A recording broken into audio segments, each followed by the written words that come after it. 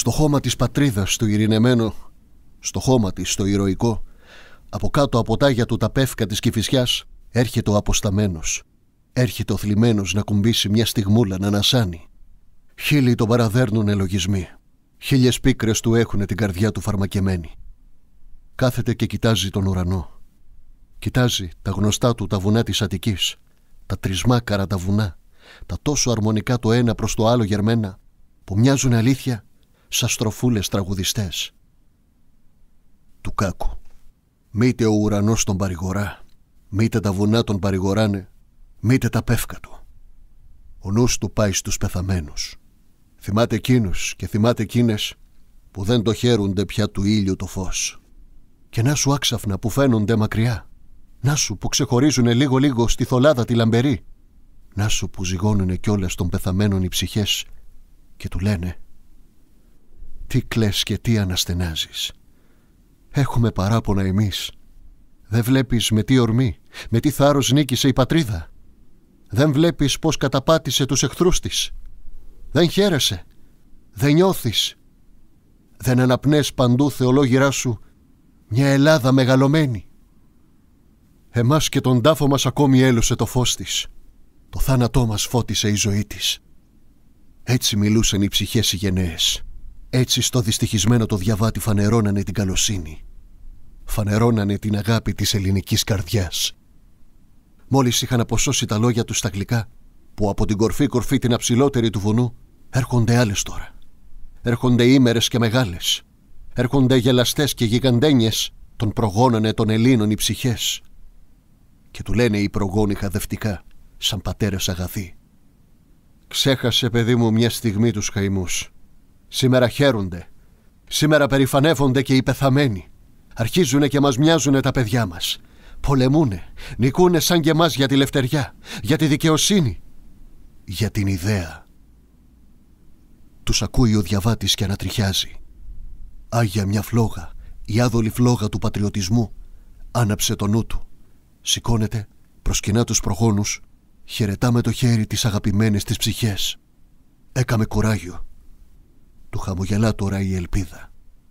Φεύγει πιο θαρεμένος, αφού πρώτα έσκυψε, αφού φίλησε πρώτα το χώμα της πατρίδας το ειρηνεμένο, το χώμα της πατρίδας το ηρωικό.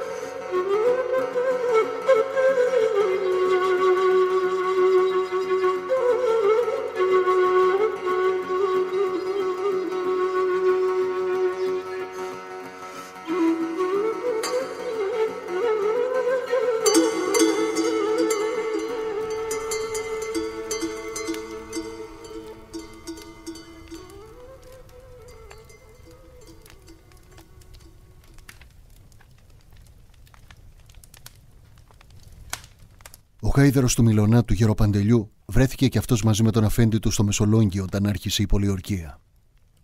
Σαν όλους τους πολιορκημένους, έτσι και ο γάιδαρος, στρατιώτης ταπεινός, ποτέ δεν έλειψε από το βαρύ έργο που έπεσε στο μερτικό του, μια και έπρεπε αυτός να κουβαλήσει τάλεσμα από τον ανεμόμυλο στους φούρνους.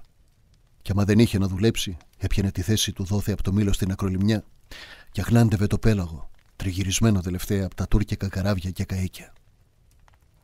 Ο αγώνας τότε όλο και χειρότερα τραβούσε. Τα κανόνια πολλές φορές σημάδευαν και το γάιδαρο. Τις σφαίρες όμως και τις μπόμπες αυτός δεν τις ψεφούσε και ασχορεύανε τριγύρω του. Τη νύχτα συνέβη και πολλές φορές ένα παράξενο.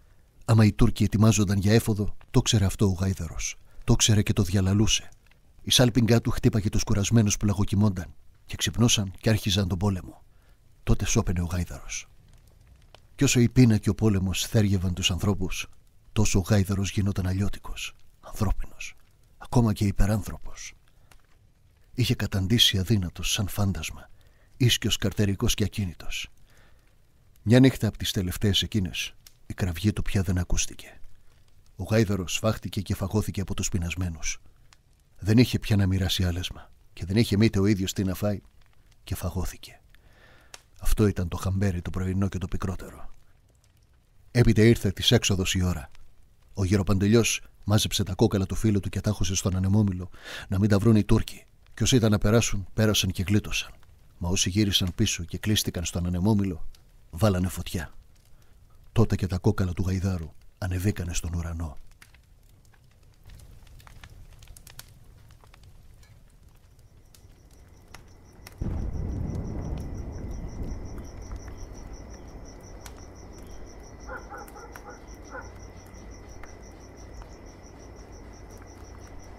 Ο Τζίμας ο Σουλιώτης ήταν αδικημένος αγωνιστής. Το ήξερε ο ίδιος, μα το ξέρανε και οι άλλοι αγωνιστάδες πατριώτες του, που ήταν φρουρά της χώρας. Όλοι οι Σουλιώτες διαλεκτοί. Όμως απλός στρατιώτης μπήκε ο Τζίμας στον πόλεμο και απλός στρατιώτης βγήκε. Δεν παραπονέθηκε ποτέ. Στον δυνατόν τις πόρτες δεν πήγε να χτυπήσει. Το ψωμί δεν χόρτενε με τη γριά του, μα κατάπινε την αδικία και σώπαινε. Αυτό όμως δεν θα πει πως δεν ήταν άξιος στο δίκαιο του να υπερασπιστεί. Το άδικο το καταφρονούσε. Το ψέμα το χτυπούσε σαν οχτρό κρυφό, σαν φίδι. Τέτοιο τον ήξεραν οι σύντροφοι του. Και μια μέρα ο Τζίμας μάλωσε με τον ίδιο τον τετράρχη, τον διοικητή που ήταν Σουλιώτης κι αυτός, αλλά χωρίς να είναι γενναίος, είχε φτάσει στα χρόνια του Όθωνα να γίνει συνταγματάρχης και διοικούσε τα λιοντάρια τα Σουλιώτικα. Ποιος? Ένας λαγόψυχος. Καθόταν και έλεγε για το Μεσολόγγι πως σκότωνε τουρκαραπάδες, πως τα βάζε με την καβαλαρία του Μπραήμι και τέτοια. Πού γίνηκαν όλα αυτά, καπετάνιο, με το συμπάθειο? Ρώτησε ο Τζίμας. Στο Μεσολόγγι, στην έξοδο. Μα του λόγου σου δεν ήσουνα στην έξοδο? Σύρεσαι δουλειά σου και αύριο να βγεις στην αναφορά. Θα σε βάλω φυλακή. Να με βάλεις φυλακή? Μα εσύ άρπαξες το αδελφού σου τάλογο και έγινες καπνός. Σαχίσω από εδώ! Με χαρά μου να φυλακωθώ και να περάσω πολεμικό συμβούλιο. Εκεί θα φανεί ποιος ήταν στην έξοδο.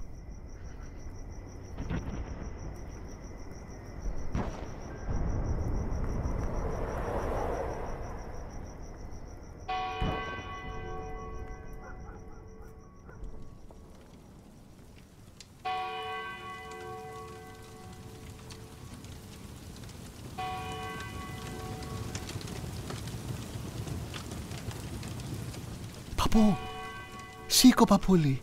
Σήμερα είναι μέρα επίσημη. Τι φυλάς το στρώμα και βογκάς? Έβγα να ειδείς. Έλα να αλλάξεις και να πας στην αγορά. Έλα, ο κόσμος έχει πανηγύρι σήμερα. Σάββατο Λαζάρου. Το ξέρει ο παππούς πως ήταν η τρανή παραμονή της έξοδος ημέρα. Τέτοια μέρα δεν θα ξαναφανεί. Το ξέρε και αυτό από μέρες και από νύχτες συλλογιόταν.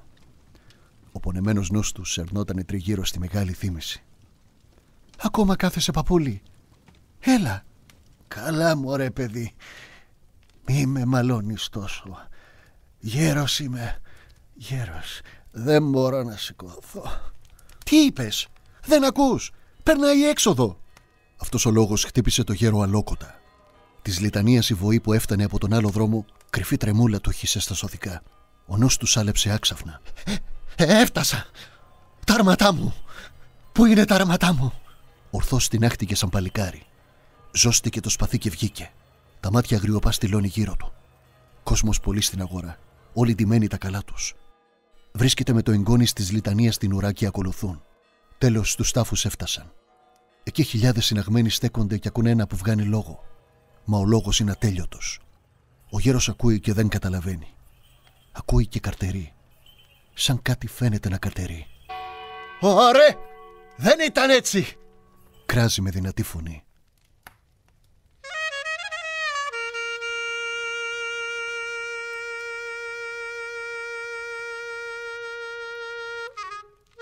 Άφησε στη μέση τη γιορτή και πήρε το δρόμο πίσω για το σπίτι. Θυμωμένος φαίνεται. Βογκάει. Στο εγγόνι δεν μιλεί. Άξαφνα σταματάει. Εκεί κοντά του κάποιος τραγουδεί. Ένας τυφλός χωριάτης διακονιάρης, στρωμένος κατά γης, παίζει τη λύρα του και τραγουδεί. Λέει το θλιμμένο το μυρολόγι του Μεσολογγιού. Ορθώς ο γέρος άσυστος ακούει. Βρύσει πάνε τα μάτια του. Κλαίει ήσυχα και δεν μιλεί. Τέλος κόπηκε το τραγούδι. Ωραία. Έτσι ήτανε. Έτσι. και γύρισε στο σπίτι του και στον καημό του. Γιάιδες και χειροποδιάνιε,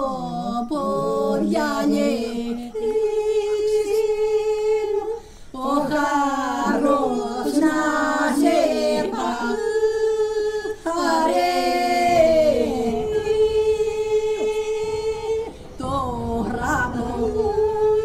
Τώρα το Σεπτεμβρίου, ο Σέμο, ώρα αδερφέ,